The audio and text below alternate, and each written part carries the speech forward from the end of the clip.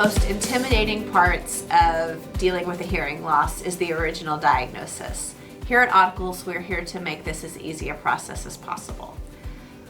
Our building is pretty conveniently located with very accessible entrances and exits, and you'll always open the door and see a welcoming face.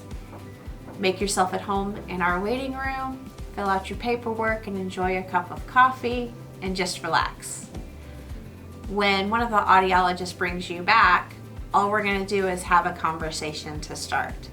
We'll ask you a lot of questions about what you're experiencing, what types of noise exposure you've experienced. Does anyone else in your family experience these difficulties with their hearings? And just get to know you a little bit.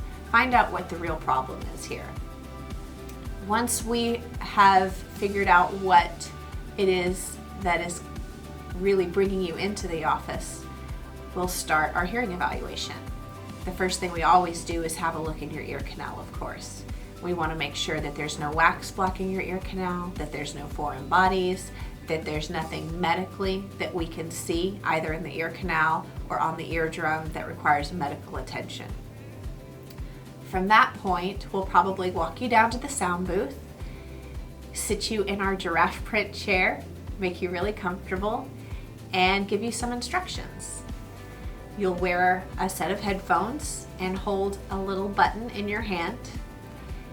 We'll start by just having you repeat some pretty easy words that will get softer and softer. And at this point, we're just looking for the softest level that you can repeat that word. The next step is to have you listen for some beeping sounds. You probably remember doing this as a child in hearing screenings. We just do a much more complex version of that. We just have you press a button when you hear sounds. Even if you think it's barely there, there's no penalty for guessing during this part of the test. From there, we kind of make some decisions about the next step. If everything looks good and normal, we may stop the test. If there seems to be a little bit of hearing loss, we'll move forward and do some more tests, having you repeat some words, and we may add some background noise just to see if that complicates the situation more for you. Once all of these tests are done, we'll bring you back to our office, print out your results, and go through step by step, making sure that you understand everything that we've done and the implications of each test. If there is a hearing loss, we will then talk to you about options.